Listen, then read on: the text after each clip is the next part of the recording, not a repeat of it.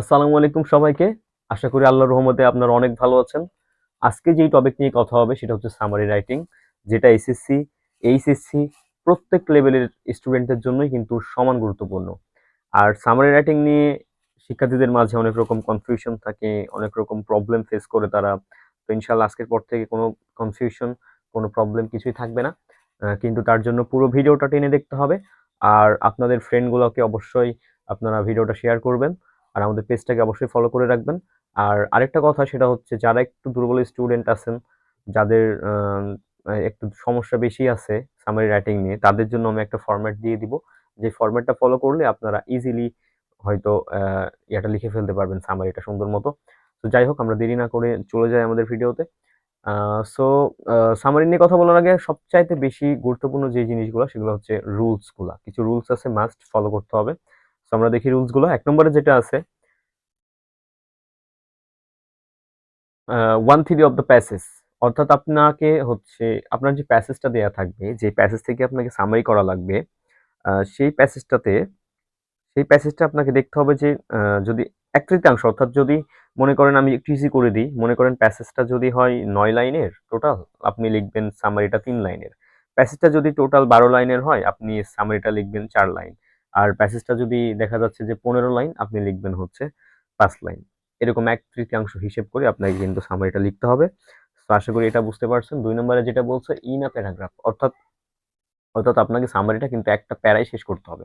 আপনি 2 প্যারায় কিন্তু ভাগ করতে পারবেন না। একটা প্যারায় শেষ করবেন। এটাই হচ্ছে রুলস। আর ৩ নম্বরে যেটা বলছে ইন অ্যাসার্টিভ সেন্টেন্স। আচ্ছা, তো এইখানে যেটা সেটা হলো, আপনি সবসময় আপনার যে সামারিটা এটা আপনি রাখবেন হচ্ছে বর্ণনামূলক। জাস্ট সুন্দর মতো আপনি নিজের মতো করে বর্ণনা করবেন। এইখানে আপনি অ্যাসার্টিভ সেন্টেন্সের পরিবর্তে যদি দেখা যাচ্ছে কম্পাউন্ড বা কমপ্লেক্স গঠনে লিখতে যান, তাহলে কিন্তু সমস্যা হয়ে যাবে। কারণ কমপ্লিকেশন হয়ে যাবে, তখন আপনার গঠনগত অনেক ভুল হতে পারে। অর্থাৎ অ্যাসার্টিভ সেন্টেন্স, অর্থাৎ সিম্পল ভাবে একদম আপনি বর্ণনামূলক আকারে লিখে দিবেন। আচ্ছা, 4 নম্বরে যেটা বলতেছে no example, no quote, no question. আচ্ছা, ওই যে যেটা বলা হলো 3 নম্বরে, যে আপনি কোনো প্রশ্নবোধক বাক্য লেখার দরকার নাই, সবগুলা বর্ণনামূলক অর্থাৎ অ্যাসার্টিভ সেন্টেন্সে লিখবেন। আর আরেকটা হচ্ছে এক্সাম্পল দেওয়ার দরকার নেই, উদাহরণ টানবেন না কোনো। আর কোট, কোট বলতে উদ্ধৃতি বোঝায়, অর্থাৎ অনেক লেখকের বা কোনো ব্যক্তির হচ্ছে উদ্ধৃতি থাকতে পারে, তার কথাটা কোটেশন দিয়ে ঘেরা থাকে অনেক কথা। সো এই কথাগুলাও বা আপনাকে কোনো কোটেশন টানারও এখানে দরকার নাই। আপনি জাস্ট সিম্পলি অ্যাসার্টিভ সেন্টেন্স আকারে লিখে দিবেন। 5 নম্বরে যেটা বলছে start with your own language. আচ্ছা, সবসময় চেষ্টা করবেন সামারি লেখার সময় ওয়ার্ডগুলা নিজে থেকে দেয়ার, ঠিক আছে? আপনি প্যাসেজের মধ্যে যেই ওয়ার্ডগুলা ইউজ করা হচ্ছে সেগুলাই আপনি ইউজ করবেন না। আপনি নিজে থেকে কিছু ওয়ার্ড ইউজ করবেন। এটা হচ্ছে বেটার। আচ্ছা, 6 নম্বরে যেটা বলছে no copy any sentence directly from passage. মনে করেন যে প্যাসেজ থেকে অনেকে এটা করেন, এটা অনেকেরই সমস্যা, যে প্যাসেজ থেকে মনে করেন যে সামারি আর কি রুলস আছে আর কি আর শিখবো, যেটা প্যাসেজ থাকবে ওখান থেকে কয়েক লাইন তুলে দিব, হুবহু হয়ে যাবে না। এভাবে হুবহু তুললে অবশ্যই কিন্তু মার্ক কাটা যাবে। আপনাকে একদম হুবহু না তুলে নিজের মতো করে সুন্দর মতো সাজিয়ে লিখতে হবে। তো আশা করি রুলস গুলো বুঝতে পারছেন। তো আমরা নেক্সট আরো কি কি আছে আমরা ফরম্যাটটা একটু দেখে নিব। যাদের সমস্যা তারা ফরম্যাটটা ফলো করলে কিন্তু ইজিলি পারবেন। আচ্ছা, আচ্ছা, এখানে সামারি রাইটিং ফরম্যাট আছে কিছু, যেটা অনেক গুরুত্বপূর্ণ। সো যে বিষয়েই প্যাসেজ থাক না কেন, যে টপিকেই হোক না কেন, আপনি প্রথম বাক্যটা এভাবে লিখতে পারেন যে the passage is mainly written about the importance or effect or cards or characteristic. তারপরে আপনি কি করবেন, অফ তারপর মেইন ওয়ার্ড, এভাবে আপনি সাজাবেন। আমি একটু ক্লিয়ার করে দিই। আর এখানে যেটা আছে ব্র্যাকেটের মধ্যে ইম্পর্টেন্স, ইফেক্ট, কার্ডস, ক্যারেক্টারিস্টিক, এইগুলোর মধ্যে আপনার প্যাসেজটা যদি কোনো পজিটিভ জিনিস নিয়ে হয়, তাহলে আপনি ইম্পর্টেন্স, ক্যারেক্টারিস্টিক এগুলো ইউজ করতে পারেন। আর যদি হচ্ছে দেখা যাচ্ছে যে নেগেটিভ কিছু নিয়ে হয়, তাহলে আপনি সেটা মনে করেন যে ইলিটারেসি, ঠিক আছে? অর্থাৎ ওই যে আমাদের নিরক্ষরতা, এরকম বিষয় যদি হয় তাহলে কিন্তু আপনাকে কার্ডস বলতে হবে, ঠিক আছে? কার্ডস বা ইফেক্ট বলতে পারেন আপনি, ঠিক আছে? আর ভালো কিছু হলে বা পজিটিভ কিছু হলে ইম্পর্টেন্স অথবা হচ্ছে ক্যারেক্টারিস্টিক এগুলো ইউজ করতে পারেন। আচ্ছা, যেরকম মনে করেন যে এডুকেশন নিয়ে যদি হয়, তাহলে আপনি কি বলতে পারেন, the passage is mainly written about the importance of education বা ক্যারেক্টারিস্টিক অফ এডুকেশন, এভাবে সাজাইতে পারেন। তারপরে হচ্ছে সেকেন্ড সেন্টেন্স যেটা করবেন সেটা হচ্ছে undoubtedly it is a fascinating and important issue which we must not ignore. এভাবে আপনি লিখবেন। আচ্ছা, আর থার্ড এবং ফোর্থ, অর্থাৎ তৃতীয় চতুর্থ লাইনটা আপনি যেটা করবেন সেটা হচ্ছে প্যাসেজ থেকে, দেখবেন যে প্যাসেজের মধ্যে কিছু গুরুত্বপূর্ণ লাইন থাকে, ওই গুরুত্বপূর্ণ লাইনগুলো আপনি তৃতীয় এবং চতুর্থ লাইনে এসে অ্যাড করবেন। আচ্ছা, তারপরে বাকি থাকে পঞ্চম লাইন। আচ্ছা, পঞ্চম লাইন কেন?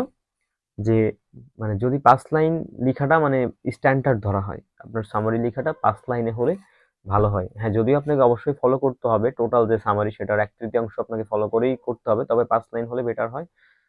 আপনি চেষ্টা করবেন ৫ লাইন লিখার। তো পঞ্চম লাইনে এসে যেটা করবেন যে ওই যে যেটা বললাম যে প্যাসেজটা যদি নেগেটিভ হয় কিংবা পজিটিভ হয় তাহলে কিভাবে লিখবেন? যদি নেগেটিভ হয় তাহলে আপনি লিখবেন হচ্ছে we should be aware of it and should take necessary steps to stop অথবা কন্ট্রোল অথবা ওভারকাম ইট। যদি কোনো চ্যালেঞ্জ বিষয়ক হয়, মনে করেন যে ডাউরি আমাদের সমাজে যে যৌতুক প্রথা এটা একটা চ্যালেঞ্জ। তো এটা আপনি লিখতে পারেন যে we should be aware of it and should take necessary steps for overcome it বা টু ওভারকাম ইট, অর্থাৎ এই যে যৌতুক ব্যাধি, যৌতুক যে ব্যাধিটা আমাদের সমাজে ছড়িয়ে পড়েছে এখান থেকে এটাকে জয় করার জন্য আপনি কি কি করতে পারেন এরকম, ঠিক আছে? বা হচ্ছে ধূমপান অর্থাৎ হচ্ছে স্মোকিং, এটা কন্ট্রোল করার জন্য আপনাকে অনেক স্টেপ নিতে হবে এরকম কিছু, ঠিক আছে? আর যদি পজিটিভ হয় তাহলে আপনি কি করতে পারেন? We here learned a lot of things by reading this passage and should try to apply in our practical life. এটা আপনি আপনার মতো করে লিখতে পারেন যদি একটা ভালো জিনিস বিষয়ে মনে করেন যে শিক্ষার অনেক রকম বৈশিষ্ট্য বলতেছে বা একজন সৎ মানুষের অনেক রকম বৈশিষ্ট্য বলতেছে, তখন আপনি শেষে গিয়ে বলতে পারবেন যে আমরা এই প্যাসেজ থেকে অনেক কিছু শিখলাম। সো এগুলো আমাদের বাস্তব লাইফে প্রয়োগ করা যাইতে পারে। আচ্ছা, তো এই যে ফরম্যাট গুলো আপনারা একটু তুলে নিয়ে রাখবেন এবং একটু মুখস্থ করবেন, তাহলে যে কোনো প্যাসেজ আসুক না কেন আপনারা এই ফরম্যাট অনুযায়ী কিন্তু ইনশাল্লাহ লিখতে পারবেন। আচ্ছা, আমরা একটু বাস্তব উদাহরণ দেখতে পারি। আচ্ছা, এখানে একটা প্যাসেজ দেওয়া আছে এডুকেশন নিয়ে। এখানে মূলত প্যাসেজটাতে এডুকেশন বিষয়ক বা শিক্ষা বিষয়ক বিভিন্ন ক্যারেক্টারিস্টিক্স বৈশিষ্ট্য তুলে ধরা হয়েছে। তো এটা আপনারা কিভাবে লিখতে পারেন? এই যে আমি একটু লিখে দিছি নিচে। আমরা প্রথম লাইন যেভাবে লেখার কথা ছিল যে হচ্ছে the passage is mainly written about the characteristics of education, অর্থাৎ এই প্যাসেজটাতে কি তুলে ধরা হয়েছে? শিক্ষা বিষয়ক যত বা শিক্ষার যত বৈশিষ্ট্য এগুলো কিন্তু তুলে ধরা হয়েছে। ঠিক আছে? তারপর যেটা ২য় লাইন যেভাবে লেখার কথা ছিল যে undoubtedly it is fascinating and important issue which we must not ignore. তো দেখেন আমরা ফরম্যাটে যেভাবে সাজাইছিলাম ওইভাবেই কিন্তু লিখছি। তো আপনাদের দায়িত্ব এটা মুখস্থ করা। ঠিক আছে? তাহলেই কিন্তু আপনারা পারবেন। আচ্ছা, তাহলে কি এটা কি বলছে যে undoubtedly it is fascinating and important issue which we must not ignore. মানে কি এটা অবশ্যই আকর্ষণীয় এবং হচ্ছে আকর্ষণীয় এবং হচ্ছে অনেক গুরুত্বপূর্ণ একটা বিষয় যেটাকে আমরা আমাদের ইগনোর করা অবশ্যই উচিত না বা অবজ্ঞা করা অবশ্যই উচিত না। এটা বিষয়ে আমাদেরকে অবশ্যই মাথা ঘামাইতে হবে।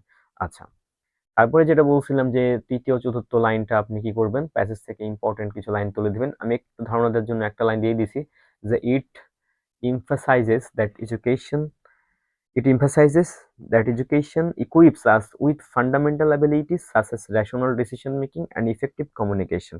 আচ্ছা, তো এইভাবে ইম্পর্টেন্ট লাইন কিন্তু তুলে দিতে হবে। এটা আমি কিভাবে তুলে দিছি যে এটা গুরুত্ব আরোপ করছে কি বিষয়ে? শিক্ষাটা অনেক বেশি গুরুত্ব আরোপ করছে যে আপনার ফান্ডামেন্টাল অর্থাৎ আপনার মৌলিক যে অ্যাবিলিটিস বা দক্ষতাগুলো আপনার আছে বা যোগ্যতাগুলো আছে, ঠিক আছে? বা বিভিন্ন ডিসিশন মেকিং আপনার হচ্ছে অর্থাৎ সিদ্ধান্ত আপনি নিজে, নিজে সিদ্ধান্ত নিতে পারবেন। ঠিক আছে? মানুষের সাথে ইফেক্টিভ কমিউনিকেশন, মানুষের সাথে যে আপনি যোগাযোগ করবেন কিভাবে, এটা আপনার কার্যকরী হবে কিনা, এই বিভিন্ন বিষয় আপনি শিক্ষার মাধ্যমে কিন্তু অর্জন করতে পারবেন।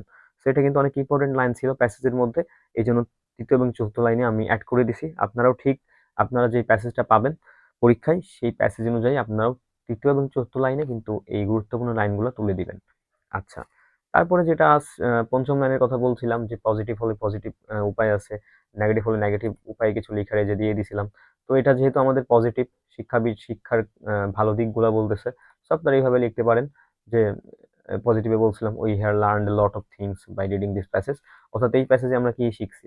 শিক্ষা বিষয়ক বিভিন্ন জিনিস শিখলাম না? সো আমরা লিখতে পারি we have learned a lot of things of education by reading this passage. আচ্ছা।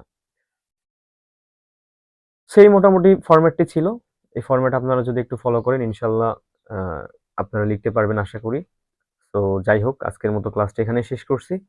আ এরকম আরো গুরুত্বপূর্ণ ভিডিও আসবে। সো আপনারা অবশ্যই পেজটা ফলো করে রাখবেন এবং YouTube থেকে যারা দেখবেন তারা সাবস্ক্রাইব করে রাখবেন এবং আপনাদের ফ্রেন্ডের সাথেও অবশ্যই শেয়ার করবেন। সো আজকের মতো এখানেই শেষ করছি। সবাইকে পরের ভিডিও দেখার জন্য আমন্ত্রণ রইলো। আসসালামু আলাইকুম ওয়া রাহমাতুল্লাহি ওয়া বারাকাতুহু।